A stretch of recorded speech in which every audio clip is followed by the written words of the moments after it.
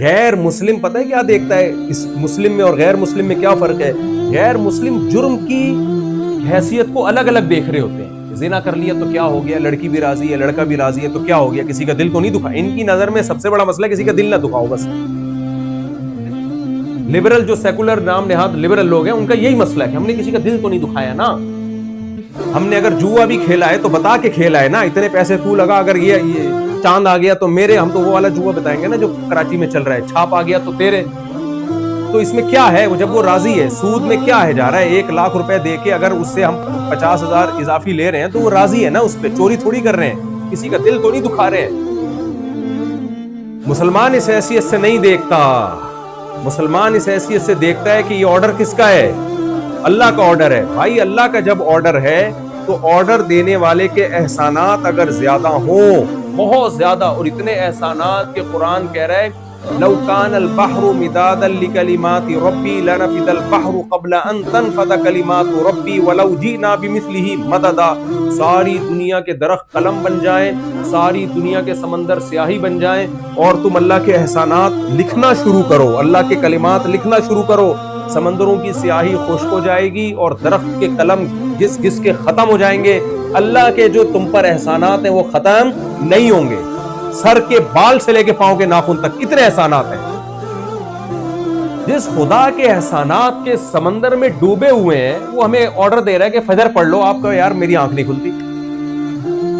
وہ آپ کو آرڈر دے رہا ہے ظہر پڑھ لو, وہ یہ تھوڑی کہہ رہا ہے سارے دن بیٹھ کے نمازیں پڑھو, وہ یہ تھوڑی کہہ رہا ہے صبح اٹھنا ہی ہے نا, وہ کہہ رہا ہے جلدی اٹھ جاؤ, انسان کے بچے بن جاؤ, صبح ٹائم پہ جلدی اٹھ جاؤ. میں تھائی لینڈ میں تھا, میں نے 6 بجے دیکھا ساری مارکیٹیں کھلی ہوئی ہیں. میں نے کہا ان کے لیے, مارکیٹوں کے لیے پوری قوم کا اٹھنا بہت آسان ہے, اور ہمارے لیے خدا کا حکم سمجھ کے فجر کے لیے اٹھنا مشکل کام ہے. وجہ کیا ہے؟ کنفیوز ہے, پتہ نہیں خدا کا آرڈر ہے بھی یا نہیں ہے تو ہلکا لے لیا. ہلکا کیوں لیا؟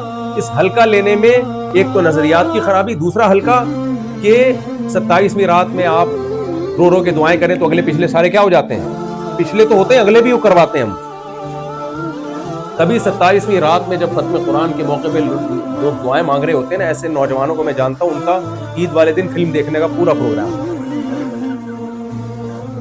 ان کا پورا پلان ہوتا ہے کہ ہم فلم دیکھیں گے جا کے, اور نئی فلم آ رہی ہے عیدوں پہ, اکثر نئی فلمیں چلتی ہیں نا, تو اب تو پتہ نہیں پاکستان میں چل رہی ہیں کہ نہیں چل رہی, تو ہم جو ہے یہ کریں گے وہ کریں گے, اور پھر رو کے دعائیں ہوتی ہیں, اور گرل فرینڈ کا فون بج رہا ہے, اس کو کہتے ہیں ابھی تھوڑا دعا سے فارغ ہو جاؤں پھر بات کروں گا. تو وجہ کیا ہے بھائی؟ آپ اللہ کے آرڈر کو کیا لے رہے ہو, ہلکا لے رہے ہو. رمضان میں جو ہر ایک کے گناہ معاف ہوتے ہیں نا, تو حدیث میں یہ بھی تو آتا ہے کہ بہت سے روزے دار ایسے ہیں جن کو روزے میں بھوک کے علاوہ کچھ بھی نہیں حاصل ہوتا, حالانکہ روزہ تو وہ بھی رکھ رہے ہیں. بہت سے راتوں کی عبادت کرنے والے ایسے ہیں جن کو بے خوابی کے علاوہ کچھ بھی حاصل نہیں ہوتا, یہ بھی تو ہے نا حدیث میں. تو جس کے احسانات زیادہ ہوں اس کے آرڈر کی ویلیو خود بخود بولو بڑھ جاتی. اب دیکھو کسی نے آپ پہ بہت سارے احسانات کی, میں ایک مثال دے رہا تھا نا, آپ کسی کو پاکستان سے لے آئے یا انڈیا سے لے آئے, اور بیچارہ بے روزگار تھا یہاں امریکہ میں, آپ نے اس کو اسٹیبل کیا وغیرہ وغیرہ وغیرہ, آپ اس سے کہہ رہے ہیں یار آج مجھے چائے پلا دے. وہ بہت سے لوگ ایسے ہوتے ہیں, وہ دیکھتا ہی نہیں, مجھے پوچھتا ہی نہیں ہے, ایسے گھننے بن جاتے ہیں جیسے پہچانتے ہی نہیں. قرضہ لینے سے پہلے اور لینے کے بعد جو حالت ہوتی ہے وہ حالت ہو جاتی ہے. آپ قرضہ لیں, کل کسی نے مجھے کہا کہ میں اتنے قرضوں میں ڈوب گیا ہوں, میرے ساتھ تھوڑی سی تعاون ہو. میں نے کہا کس سلسلے میں ڈوبے ہو؟ کہتے میں نے بہت لوگوں سے, میں نے یعنی کاروبار کے سلسلے میں قرضہ لیا ہے, مجھ سے کوئی مشورہ لے رہا تھا, کاروبار کے سلسلے میں نے قرضہ لیا ہے, تو اب میں کاروبار چلا نہیں, میں قرضوں میں ڈوب گیا ہوں, تو کچھ تھوڑا سا تعاون کر دیں. میں نے ساتھی سے کہا میں اگر اس کو دوں گا نا, اس نے جن لوگوں سے قرضہ لیا ہے ان کو واپس نہیں کرنا, اس نے دوبارہ سے کاروبار کرنا ہے, کیونکہ جب جیب میں دھیلا نہیں تھا کمبخت, تمہیں کاروبار کرنے کی ضرورت کیا تھی؟ دوسروں کے پیسوں پہ کھیل رہے ہوتے ہیں.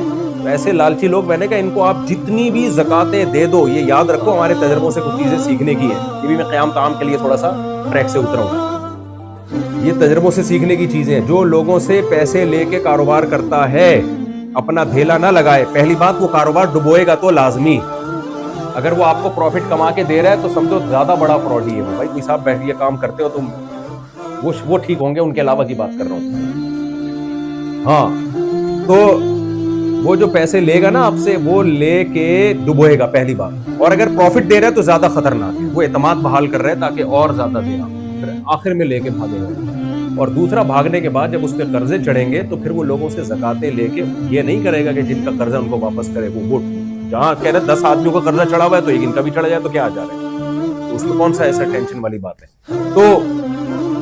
تو جس کے احسانات کے بوجھ تلے آپ ڈوبے ہوئے ہو, اس کا چھوٹا سا حکم کی نافرمانی بھی یہ چھوٹی نافرمانی کہلاتی ہے یا بڑی نافرمانی کہلاتی ہے. تبھی تو اسلام میں سب سے زیادہ جن کے احکامات کی تاکید کا حکم ہے, جن کے ساتھ حسن سلوک کا حکم ہے, وہ کون ہے؟ بولے نا زبان سے, وہ ماں باپ ہے. اچھا, جس نے آپ پر احسان کیے یا آپ نے جس پر احسان کیا, اب آپ اس کا کوئی کام نہ کر رہے ہو تو کوئی قانون حرکت میں آتا ہے بھائی؟ ایک آدمی کو آپ نے چلنا سکھایا, ایک آدمی کو آپ نے بے روزگار تھا, بہت کچھ نواز دیا آپ نے, اب آپ اس سے چھوٹا سا کام کہتے ہو, وہ پہچاننے سے بھی انکار کر دیتا ہے, تو کوئی کیس ہو سکتا ہے اس کے خلاف؟ کوئی بھی نہیں ہو سکتا, کیونکہ یہ انلیگل نہیں ہے نا, یہ انلیگل نہیں ہے. لیکن یہ حلال ہے, حرام ہے, حرام ہے, اللہ نہیں چھوڑے گا قیامت کے دن. سمجھ میں آ رہی ہے بات کہ نہیں آ رہی؟ تبھی اسی سے یہ سمجھیں کہ جو والدین کو اولڈ ہاؤس میں جمع کرا لیتے ہیں, انلیگل نہیں ہے, یہ لیگل ہے. یہ امریکہ میں کیا ہے, یہ لیگل ہے, اور اس پہ کوئی کیس نہیں بنتا. گورا اگر اپنے ماں باپ کو اولڈ ہاؤس میں جمع کرا دیتا ہے تو کہتے ہیں لیگل ہے, اور کہتے ہیں وہاں زیادہ اچھے ہوتے ہیں, کیرم بورڈ بھی کھیلتے ہیں, سنوکر بھی کھیل رہے ہوتے ہیں, اور بہت کچھ ہوتا ہے وہاں پہ, اور وغیرہ وغیرہ. گھر میں وہ سب تو اولڈ ہاؤس کو ہمارے یہاں بھی پروموٹ کرنا شروع کر دیا. یہاں لوگ آتے ہیں, ولاگ بناتے ہیں, دیکھو اولڈ ہاؤس ایسی بری چیز نہیں ہے, بہت زبردست چیز ہے. میں کہتا ہوں تمہارا تو انجام پہ اولڈ ہاؤس نہیں ہوگا, یہ ولاگ بڑھاپے میں اپنے بچے کو دکھانا, بیٹا مجھے بھی وہاں جا کے تو کوئی کیس نہیں بنتا, پاکستان میں بھی نہیں بنتا. لیکن مجھے ایک بات بتاؤ, اللہ چھوڑ دے گا؟ اللہ نہیں چھوڑے گا. اللہ کہے گا تیری ماں نے تجھے پیدا کرتے ہی اولڈ ہاؤس میں کیوں جمع نہیں کرا دیا, یہ چائلڈ ہاؤس میں کیوں جمع نہیں کرا دیا, تیری ماں نے کیوں تجھے سنبھال کے رکھا تھا, تیرے باپ نے کیوں تجھے گود میں اٹھائے گھومتا تھا, تیری پریشانی پہ وہ پریشان ہوتا تھا, تیری غم پہ وہ رویا کرتا تھا, تیری خوشی پہ وہ خوش ہوا کرتا تھا. یہ اس کے جذبات تھے. قانون اس کو اس پہ مجبور نہیں کر رہا تھا. قانون ملازموں کو مجبور, قانون ایئر ہوسٹس کو مجبور کرتا ہے کہ مجھے بٹن دباؤں تو چائے پلائے, نہیں پلائے گی اس کی کمپنی اس کو نکال دے گی. ماں اور باپ کو کوئی مجبور نہیں کرتا, وہ اپنی محبت میں اولاد کی خدمت کرتے ہیں.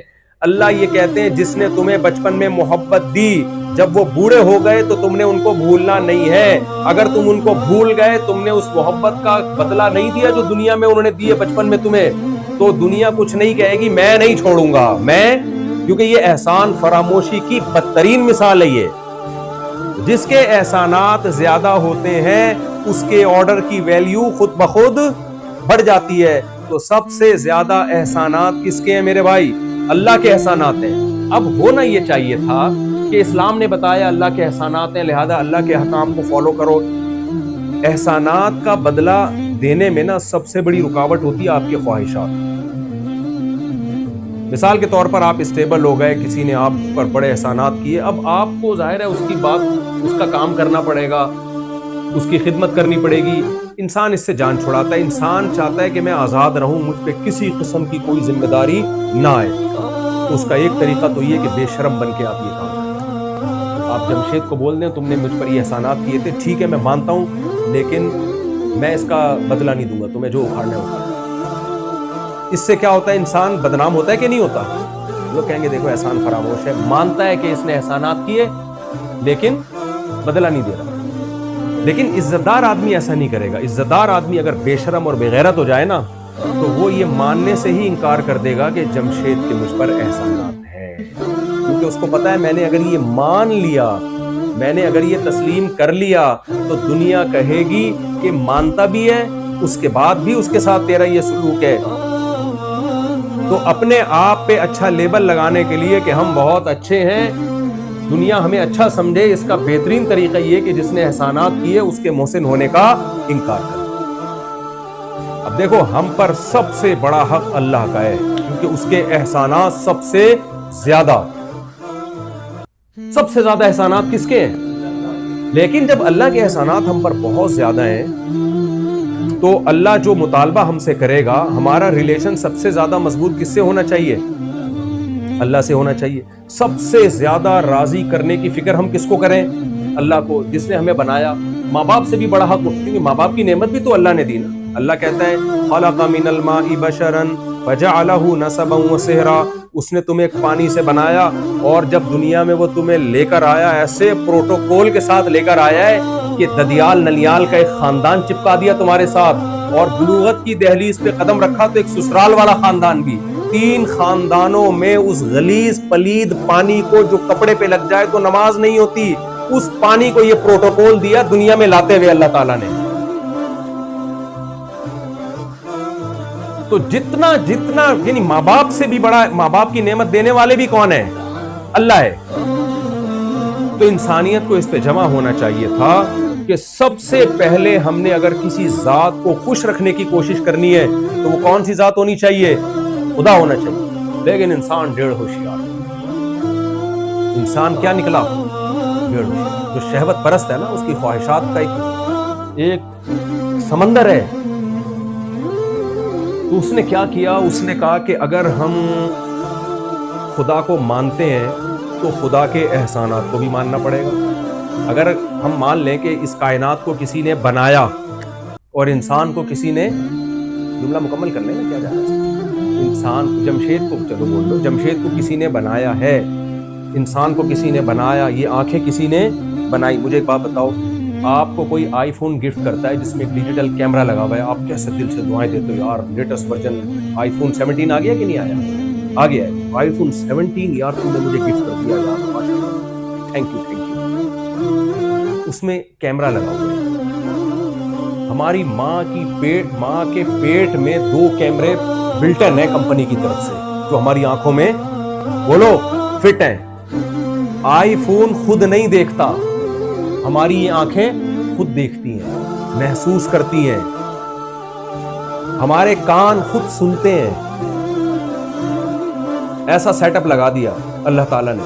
مجھے ایک بات بتاؤ, ایک آدمی آپ کے ہاتھ میں بہت ہی بہترین HD کیمرہ ہو, بہت ہی بہترین, بڑی بڑی فلموں میں استعمال ہوتا ہو, کروڑوں روپے کا آپ کے پاس تھا, وہ کہتا ہے ایک ڈاکو آیا, کہتا ہے یا تو اپنا یہ والا ڈیجیٹل کیمرہ دے دے یا یہ والا دے دے, آپ کون سا دو گے؟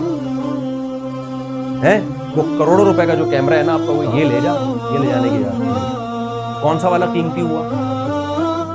یہ موبائل والا قیمتی ہوا, یہ جو کھوپڑی میں فٹ ہے یہ والا قیمتی ہوا. اچھا, وہ کہتا ہے کہ یہ کروڑوں روپے کے 10 کیمرے تیرے پاس رکھے, یا تو یہ دے دے یا دونوں میں سے ایک دے دے, یہ والا ایک دے دو گے آپ اس کو؟ دونوں کھربوں روپے سے زیادہ کی قیمت والے کیمرے ہیں جو ہماری آنکھوں میں فٹ ہیں. یہ کس کا احسان ہے بھائی؟ یہ کس نے دی آپ کو؟ اب وہ اللہ کہہ رہے ہیں ان آنکھوں کو غلط استعمال مت کرو. تو بے شرمی کی بات ہے نا, یہ آنکھیں آپ غلط استعمال, اللہ کہہ رہے ہیں یہ تمہاری بیوی ہے دیکھنے کے لیے, اس کو دیکھو, آپ اس کو 100 دفعہ دیکھو, آپ بٹھاؤ, گپ شپ لگاؤ اس سے, اس کی باتیں سنو. ہم تو ذرا لبرل قسم کے مفتی, ہم کہتے ہیں اس سے گانا بھی سن لو آپ.